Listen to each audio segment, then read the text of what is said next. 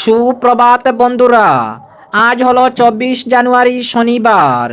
আজকের সকালের বরাক উপত্যকার শ্রীভূমি, করিমগঞ্জ, শিলচর, হাইলাকান্দি সহ আসামের বিশেষ বিশেষ খবরগুলি হলো: আবারও অসম সফরে আসার জন্য প্রধানমন্ত্রী নরেন্দ্র মোদীকে আমন্ত্রণ জানালেন অসমের মুখ্যমন্ত্রী হিমন্ত বিশ্ব শর্মা। সামাজিক মাধ্যম যুগে অসমের মুখ্যমন্ত্রী জানিয়েছেন, প্রধানমন্ত্রী নরেন্দ্র মোদী আগামী 14 ফেব্রুয়ারি অসম সফরে আসার সম্ভাবনা রয়েছে। বিস্তারিত থাকবে প্রতিবেদনে। গতকাল উৎসাহ উদ্দীপনায় সরস্বতী পূজা উদযাপন। আগামী কয়েক সপ্তাহের মধ্যে 10,000 শিক্ষার্থীদের প্রশিক্ষণ প্রদান করার কথা ঘোষণা করলেন অসমের মুখ্যমন্ত্রী। অসমে ভোটার তালিকাকে ঘিরে একাধিক অভিযোগ। 133 জনে মুসলিম ভোটারের নাম ভোটার তালিকা থেকে বাদ দিতে চাপ সৃষ্টি।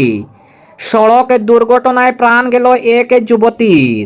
অ্যাম্বুলেন্সের ধাক্কায় ভয়ঙ্কর সড়ক দুর্ঘটনা, মৃত্যু হল যুবতীর।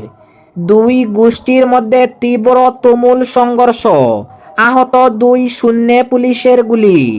এবং শ্রীভূমি, করিমগঞ্জ জেলার দক্ষিণ করিমগঞ্জের কংগ্রেসের ক্রিকেটের প্রত্যাশী অ্যাডভোকেট মমতাজ বেগমের নেতৃত্বে আরও শক্তিশালী হবে কংগ্রেস, অভিমতের নেতৃত্বের। তাহলে বিস্তারিত খবরে যাওয়ার আগে অবশ্যই ভিডিওটিতে একটি লাইক দিয়ে চ্যানেলটি সাবস্ক্রাইব করে পাশের বেল আইকনটি বাজিয়ে রাখবেন এবং ফেসবুক পেজে দেখে থাকলে পেজটি ফলো করে ভিডিওটি শেয়ার করবেন, যাতে সঠিক খবরগুলি সবার কাছে পৌঁছাতে পারি। এবার শুনুন আজকের খবরের বিস্তারিত। প্রথম খবর, আবারও অসম সফরে আসার জন্য ভারতের প্রধানমন্ত্রী নরেন্দ্র মোদীকে আমন্ত্রণ জানালেন অসমের মুখ্যমন্ত্রী হিমন্ত বিশ্ব শর্মা। সামাজিক মাধ্যম যুগে অসমের মুখ্যমন্ত্রী জানিয়েছেন, প্রধানমন্ত্রী নরেন্দ্র মোদী আগামী 14 ফেব্রুয়ারি অসম সফরে আসার সম্ভাবনা রয়েছে। প্রধানমন্ত্রী নরেন্দ্র মোদী আগামী 14 ফেব্রুয়ারি ব্রহ্মপুত্র নদের উপরে গৌহাটি উত্তর গৌহাটির মধ্যে নবনির্মিত সেতুর উদ্বোধন করার সম্ভাবনা রয়েছে। এই উদ্দেশ্যে অসমের মুখ্যমন্ত্রী ডক্টর হিমন্ত বিশ্ব শর্মা প্রধানমন্ত্রী নরেন্দ্র মোদীকে আসাম সফরে আসার আমন্ত্রণ জানিয়েছেন। অসমের মুখ্যমন্ত্রী সামাজিক মাধ্যমে প্রকাশ করেছেন এই খবর। ওই সফরকালে প্রধানমন্ত্রী ইন্ডিয়ান ইনস্টিটিউট অফ ম্যানেজমেন্টের শুভারম্ভ এবং 100টি ইলেকট্রনিক বাসের সূচনা ও মোরানে অ্যাডভান্স ল্যান্ডিং ফ্যাসিলিটি অর্থাৎ ভারতীয় বায়ুসেনার বিমান জাতীয় মহাসড়ক অবতরণ করার ব্যবস্থার সূচনা অনুষ্ঠানে অংশগ্রহণ করার কথা রয়েছে। অসমের মুখ্যমন্ত্রী আরও জানিয়েছেন, ওই সময় প্রধানমন্ত্রী কোকরাঝাড় এবং ভুটানের গেলেফুর মধ্যে রেল লাইনের শিলান্যাসও করবেন। অপরদিকে গতকাল উৎসাহ উদ্দীপনায় সরস্বতী পূজা উদযাপন।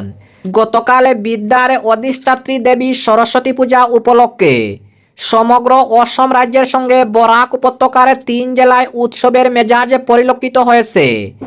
বরাক উপত্যকার 3 জেলার স্কুল, কলেজ সহ বিভিন্ন শিক্ষা প্রতিষ্ঠানে, সরকারি বেসরকারি প্রতিষ্ঠানে গতকাল দেবী সরস্বতীর বন্দনা করা হয়েছে। মাঘ মাসের শুল্কা পঞ্চমী তিথিতে গতকাল দেবী সরস্বতীর আহ্বানের জন্য সকাল থেকেই বিশেষ করে ছাত্রছাত্রীদের মধ্যে ব্যাপক উৎসাহ পরিলক্ষিত হয়েছে। এই পুজোয় বসন্তের নবপল্লবিত আম মুকুল দিয়ে দেবীর বন্দনা করে শিক্ষার্থীরা দেবীর আশীর্বাদ কামনা করে থাকে। বরাক উপত্যকার বিভিন্ন সংস্থা সংগঠনের উদ্যোগেও পূজার আয়োজন করা হয়েছে। গতকালে সকাল থেকে ছোট ছোট মেয়েদের শাড়ি পরে এবং ছেলেদের পাঞ্জাবি পরে পুজোর আয়োজনে মেতে উঠতে দেখা গেছে। বেশ কিছু স্থানে সন্ধ্যায় সাংস্কৃতিক অনুষ্ঠানেরও আয়োজন করা হয়েছে। অপরদিকে আগামী কয়েক সপ্তাহের মধ্যে 10,000 শিক্ষার্থীদের প্রশিক্ষণ প্রদানের কথা ঘোষণা করলেন অসমের মুখ্যমন্ত্রী। অসমের মুখ্যমন্ত্রীর আবারও ঘোষণা, আসাম সরকার আগামী কয়েক সপ্তাহের মধ্যে অসম রাজ্যের 10,000 শিক্ষার্থীকে প্রশিক্ষণ প্রদান করার ক্ষমতা সম্পন্ন একটি দক্ষতা বিশ্ববিদ্যালয়ের সূচনা করবে বলে অসমের মুখ্যমন্ত্রী ডক্টর হিমন্ত বিশ্ব শর্মা জানিয়েছেন। অসমের রাজ্য সরকার উন্নয়নের ক্ষেত্রে বহুমুখী পদক্ষেপ গ্রহণ করেছে বলে অসমের মুখ্যমন্ত্রী হিমন্ত বিশ্ব শর্মা গতকাল ডাবসে একথা ঘোষণা করেছেন। অপরদিকে আসামে ভোটার তালিকাকে ঘিরে একাধিক অভিযোগ। 133 জনে মুসলিম ভোটারের নাম ভোটার তালিকা থেকে বাদ দিতে চাপ সৃষ্টি। রাজস্থানের জয়পুরের বিয়ল কিরিটি কুমারের পর এবার অভিযোগ জানালেন আসামের বিয়ল সুমনা রহমান চৌধুরী। গত 19 জানুয়ারি সুমনা চৌধুরী সহ মোট আসামের শ্রীভূমি করিমগঞ্জ জেলার 15 জন বিয়ল এই সংক্রান্ত অভিযোগ এনেছেন। বিয়ল সুমনার অভিযোগ, করিমগঞ্জ উত্তর কেন্দ্রের অন্তর্গত তার সীমান্ত কানিশালী গ্রামের বুথে 133টি ফর্ম নিয়ে অভিযোগ জানানো হয়েছে জেলা আধিকারিকদের এক বৈঠকে। দ্য স্ক্রলে প্রকাশিত এক প্রতিবেদন অনুসারে ফর্ম 7 ব্যবহার করে 133 জনের নাম বাতিলের আবেদন জানিয়েছেন এক ব্যক্তি। যাদের নাম বাতিলের সুপারিশ করা হয়েছে তারা সবাই মুসলিম ধর্মের। আবেদনকারী ব্যক্তির দাবি ওই ভোটাররা সংশ্লিষ্ট ঠিকানায় থাকেন না অথবা তাদের নাম দুবার করে আছে। যদিও সুমনা চৌধুরী বাজার প্রাথমিক স্কুলের শিক্ষক। সুমনা চৌধুরীর অভিযোগ, তিনি জানেন এই অভিযোগ পুরোটাই অসত্য, কারণ বাড়ি বাড়ি গিয়ে এনুমারেশন ফর্ম ফিল আপ করার সময় তিনি ওই সব ভোটারকেই তাদের বাড়িতে পেয়েছিলেন এবং তাদের ফর্ম পূরণ করেছিলেন এবং স্বাক্ষর নিয়েছেন তিনি। সুমনা জোরের সঙ্গে দাবি জানিয়েছেন তারা অন্য কোথাও চলে যাননি এবং তারা সকলেই আসল ভোটার। তিনি আরও বলেন, এই তালিকায় আমার স্কুলের প্রধান শিক্ষকের নাম আছে এবং আমার অনেক ছাত্রছাত্রীর অভিভাবকদেরও নাম আছে। আমি কিভাবে তাদের বলবো যে শুনানিতে এসে প্রমাণ করুন যে আপনারা আসল ভোটার। জানা যাচ্ছে 133টি নাম বাতিলের আবেদনে জমা করেছেন সেলিম আহমেদ নামের এক ব্যক্তি, অথচ বাতিলের তালিকায় তার নামও আছে, যার অর্থ নিজেই নিজের নাম বাতিল করার দাবি জানিয়েছেন ওই ব্যক্তি। যদিও ওই ব্যক্তি এ ধরনের আবেদনে জমা করার কথা অস্বীকার করেছেন বলে জানিয়েছেন বিয়ল সুমনা চৌধুরী। বিয়ল সুমনাকে ওই ব্যক্তি জানিয়েছেন, আমার তো মাথা খারাপ হয়ে যায়নি যে নিজের নাম এবং আমার আত্মীয়দের নাম বাতিল করার আবেদন জানাবো। শুক্রবার আসামের এসআর প্রক্রিয়া নিয়ে অভিযোগ জানিয়েছেন শিবসাগরের বিধায়ক অখিল গগৈ। এদিন সকালে এক ভিডিও পোস্ট করে তিনি ফেসবুকে লিখেছেন, ভয়াবহ, বিজেপি বকো সাব ডিভিশন অফিসে ঢুকে পড়েছে। রাত 8:30টায় বিজেপি নেতারা নিজেরাই ফর্ম 7-এর কাজ শুরু করেন, ভোটারদের নাম মুছে ফেলেন এবং অন্যদের ভোটার তালিকাভুক্ত হতে বাধা দেন। দেশ শেষ, গণতন্ত্র শেষ, ভোট চোররা গণতন্ত্রের মন্দির লুট করেছে, বললেন অখিল গগৈ। এর আগে আসামের এসআর নিয়ে অভিযোগ জানিয়েছিল সিপিআইএম আসাম। দলের আসাম রাজ্য কমিটির সম্পাদক সুপ্রকাশ তালুকদার গত 2 জানুয়ারি তারিখে জানিয়েছেন 2025 সালের 27 ডিসেম্বর খসড়া ভোটার তালিকা প্রকাশের পর বাজালি জেলার জেলা প্রশাসন নির্বাচনী প্রক্রিয়ার সাথে যুক্ত কর্মকর্তাদের এক বৈঠক ডাকেন। পঞ্চায়েত ও গ্রাম উন্নয়ন মন্ত্রী রণজিৎ কুমার দাস মূলত স্কুল শিক্ষকদের সাথে সেই বৈঠকে উপস্থিত ছিলেন। সিপিআইএম এর রাজ্য সম্পাদক আরও জানিয়েছেন, জানা গেছে যে এই বৈঠকে জেলা প্রশাসক মৌখিকভাবে এই সরকারি কর্মচারীদের বাজালি জেলার 115টি ভোট কেন্দ্রে 21 ভবানীপুর সরবুক বিধানসভা কেন্দ্রের 76টি এবং 26 বজালি বিধানসভা কেন্দ্রের 39টি বুথ ভোটারদের একটি সমীক্ষা বা যাচাই করার নির্দেশ দেন, বিশেষ করে যেসব কেন্দ্রে মুসলিম সম্প্রদায়ের ভোটারদের সংখ্যা বেশি। তিনি বলেন, গুরুত্বপূর্ণ বিষয় হলো জেলা প্রশাসকের পক্ষ থেকে ওই সব বুথে এ ধরনের যাচাই বা সমীক্ষার অনুমোদন দিয়ে কোনো আনুষ্ঠানিক লিখিত আদেশ বা সরকারি বিজ্ঞপ্তি জারি করা হয়নি, যা অত্যন্ত আপত্তিকর। তিনি বলেন, গুরুত্বপূর্ণ বিষয় হলো জেলা প্রশাসকের পক্ষ থেকে ওই সব বুথে এই ধরনের যাচাই বা সমীক্ষার অনুমোদন দিয়ে কোনো আনুষ্ঠানিক লিখিত আদেশ বা সরকারি বিজ্ঞপ্তি জারি করা হয়নি, যা অত্যন্ত আপত্তিকর ও অগ্রহণযোগ্য। তা হলো এই নির্দেশগুলো বিশেষভাবে সেই সব বুথ কেন্দ্রের জন্য জারি করা হয়েছিল যেখানে সরকারিভাবে নিযুক্ত বুথ লেভেল অফিসার বিয়ল মুসলিম। গত 27 ডিসেম্বর আসামে স্পেশাল রিভিশনের যে খসড়া তালিকা প্রকাশিত হয়েছে তাতে মোট ভোটারের সংখ্যা 2,52,02,775 জন। এরই মধ্যে সন্দেহজনক ভোটার হিসাবে চিহ্নিত করা হয়েছে 93,021 জনকে, যাদের নাম বাদ দিলে ভোটার সংখ্যা হয় 2,51,09,754 জন।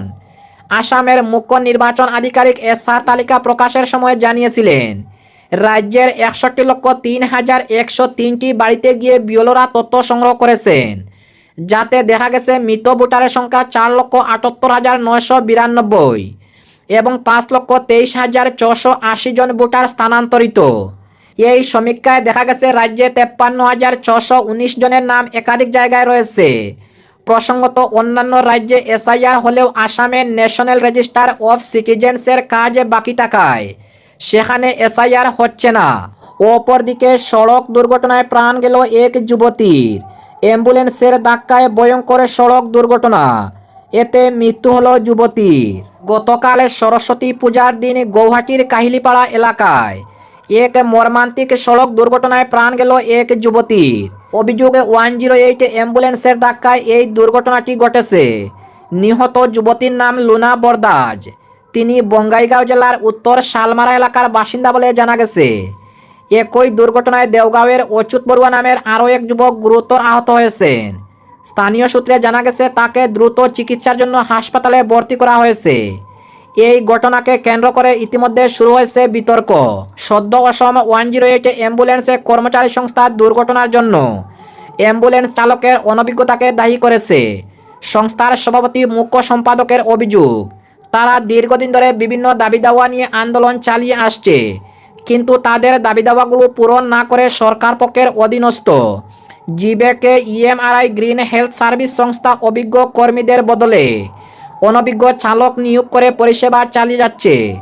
সংস্থার দাবি এই দুর্ঘটনা সেই অব্যবস্থা ও অবহেলার ফল। এই মর্মান্তিক ঘটনা আবারও জরুরি চিকিৎসা পরিষেবার মান, চালকদের প্রশিক্ষণ এবং নিয়োগ প্রক্রিয়া নিয়ে প্রশ্ন তুলেছে। অপরদিকে দুই গোষ্ঠীর মধ্যে তীব্র তুমুল সংঘর্ষ, আহত 2 শূন্যে পুলিশের গুলি। গতকাল সরস্বতী পূজার বিকেলে হঠাৎই উত্তপ্ত হয়ে ওঠে কৈলাসহরের প্রাণকেন্দ্র। ঠিকাদারি বাণিজ্যকে কেন্দ্র করে শহরের কাতাল দিঘিরপাড় এলাকায় দুই গোষ্ঠীর মধ্যে তীব্র সংঘর্ষ শুরু হয়, যা দ্রুত রণক্ষেত্রে চেহারা নেয়। সংঘর্ষের জেরে আহত হন কৈলাসহরের মণ্ডল সভাপতি প্রীতম ঘোষ। পাশাপাশি যুব মোর্চার জেলা সভাপতি অরূপ দরের বাড়িতে ব্যাপক ভাঙচুর চালানো হয়। কাতালের দিঘিরপাড় এলাকায় অবস্থিত শাসক দলের একটি অঘোষিত কার্যালয়েও অগ্নিসংযোগের ঘটনা ঘটছে বলে জানা গেছে। পরিস্থিতি নিয়ন্ত্রণে আনতে পুলিশকে 0-3 রাউন্ডে গুলি চালাতে হয় এবং পুলিশ লাঠিচার্জ করতে বাধ্য হয়। এ ঘটনার সময় উপস্থিত ছিলেন জেলা পুলিশ সুপার সুদাম্বিকা আর মহকুমা আধিকারিকের রাহুলে, কৈলাসহর থানার ওসি তাপস মালাকার সহ বিশাল পুলিশ বাহিনী, সিআরপিএফ ও অন্যান্য কেন্দ্রীয় বাহিনীও উপস্থিত ছিলেন। বর্তমানে এলাকা তমতমে থাকলেও পরিস্থিতি নিয়ন্ত্রণে রয়েছে বলে পুলিশ প্রশাসন সূত্রে জানানো হয়েছে। এবং আজকের শেষ খবরটি, বরাক উপত্যকার শ্রীভূমি করিমগঞ্জ জেলার দক্ষিণ করিমগঞ্জে কংগ্রেসের ক্রিকেট প্রত্যাশী অ্যাডভোকেট মমতাজ বেগমের নেতৃত্বে আরও শক্তিশালী হবে কংগ্রেস।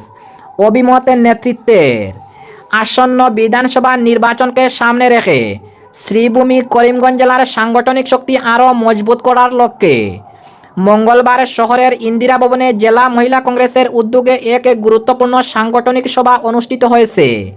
সভায় প্রধান অতিথি হিসাবে উপস্থিত ছিলেন সর্বভারতীয় মহিলা কংগ্রেসের সম্পাদিকা তথা করিমগঞ্জ জেলা মহিলা কংগ্রেসের ইনচার্জ বনশ্রী গগৈ। সভায় সভাপতিত্ব করেন জেলা মহিলা কংগ্রেসের সভানেত্রী বিশিষ্ট আইনজীবী মমতাজ বেগম। এছাড়াও উপস্থিত ছিলেন জেলা কংগ্রেসের একাধিক নেতৃস্থানীয় ব্যক্তিত্ব ও মহিলা কংগ্রেসের বিপুল সংখ্যক সদস্য। সুষ্ঠুভাবে সম্পন্ন হয় সবার বিভিন্ন সাংগঠনিক কার্যক্রম। এই সভাকে ঘিরে জেলা কংগ্রেসের নেতৃত্বের বক্তব্যে উঠে আসে মমতাজ বেগমের নেতৃত্বের প্রশংসা। উপস্থিত নেতৃস্থানীয় ব্যক্তিরা বলেন, ইন্দিরা ভবনে এই বৃহৎ পরিসরে মহিলা কংগ্রেসের প্রথম সাংগঠনিক সভা অনুষ্ঠিত হয়েছে। এতে প্রমাণ করে সাংগঠনের ভিত কতটা শক্তিশালী হয়েছে। তাদের অভিমতে অ্যাডভোকেট অর্থাৎ আইনজীবী মমতাজ বেগমের দক্ষ নেতৃত্বে শ্রীভূমি করিমগঞ্জ জেলায় কংগ্রেস আগামী দিনে আরও সাংগঠনিক ও শক্তিশালী রূপ নেবে। দলীয় নেতৃত্বরা আরও বলেন, মহিলা কংগ্রেসের এই সাংগঠনিক সভা শুধু একটি সভা নয়, বরং আসন্ন রাজনৈতিক লড়াইয়ের প্রস্তুতি স্পষ্ট ইঙ্গিত। সবাই উপস্থিত জেলা কংগ্রেসের নেতৃত্ব, মহিলা কংগ্রেসের সদস্যরা একযোগে আইনজীবী মমতাজ বেগমের রাজনৈতিক উজ্জ্বল ভবিষ্যৎ কামনা করেন।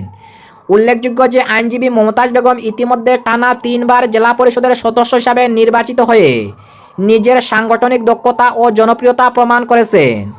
রাজনৈতিক মহলের মতে সেই অভিজ্ঞতার জুড়েই তিনি আসন্ন বিধানসভা নির্বাচনে শ্রীভূমি করিমগঞ্জ জেলার দক্ষিণ করিমগঞ্জে বিধানসভা কেন্দ্র থেকে কংগ্রেস টিকেটের অন্যতম প্রবল দাবিদার হিসাবে উঠে এসেছেন।